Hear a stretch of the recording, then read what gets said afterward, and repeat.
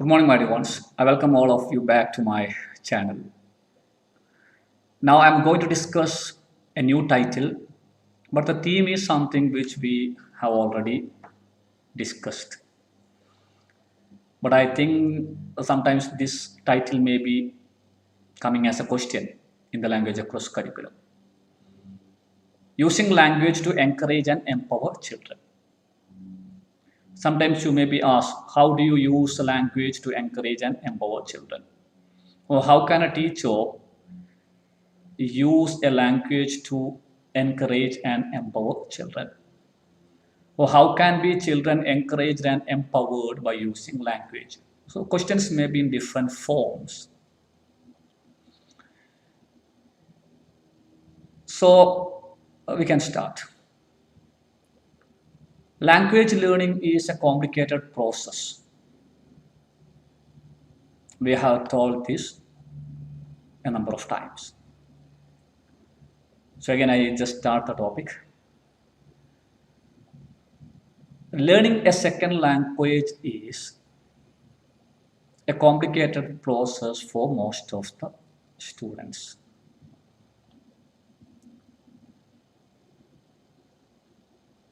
It is so. Most of the students are not able to communicate effectively in English language even after learning the language for 15 or 20 years. Hence, it is the role of the teachers to use the language to encourage and empower students. If you want to make your students learn the language effectively and usefully, you have to create confidence, interest, aspiration, and positive emotion in them.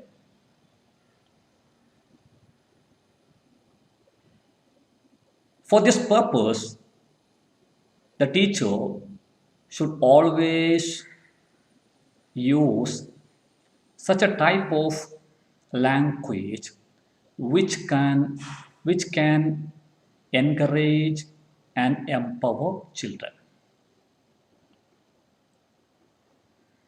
As a part of this encouragement, a teacher should always use a variety of praising words. Just after seeing some good, very good, excellent, or wonderful performance from the students.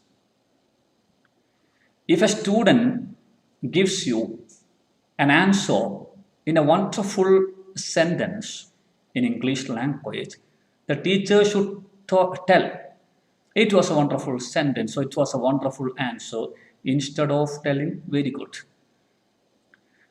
On the basis of the nature of the answers, teacher should use praising words. Such praising words can encourage and motivate students. Similarly, when some wrong answers are given by the students, the teacher should not discourage them by telling it was a foolish answer or it was an utter foolishness. Instead of doing so, the teacher should approach the wrong answers from the students in a psychological manner.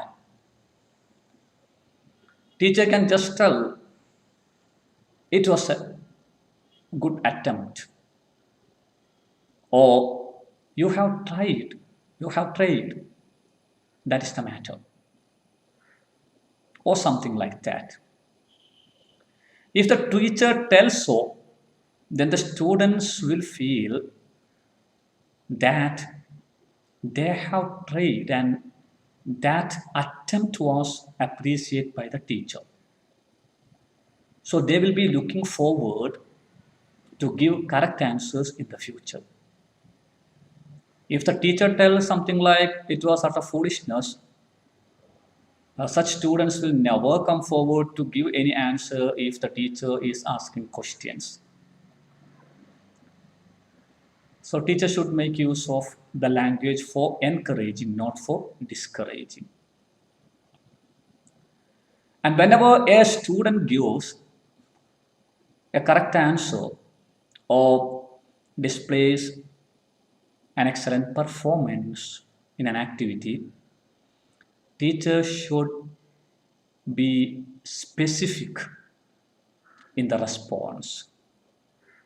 For that, teacher may call the name of the person to appreciate. Just as Rahul, it was a wonderful performance. Or Rahim, it was an amazing poetry that you have written. Similarly, the teacher should make the students come forward to speak by presenting before them some examples of great orators who became great orators in the later part of life, though they had not been able to speak even before a small audience during their earlier days. So the teacher can tell, why are you afraid, Arjun? Bernard Shaw became a great orator, though he had not been able to speak before a small audience. He started speaking to trees and plants before he became an orator. So the teacher should always use the language to encourage and empower children, not to discourage and humiliate children. Thank you. Thank you.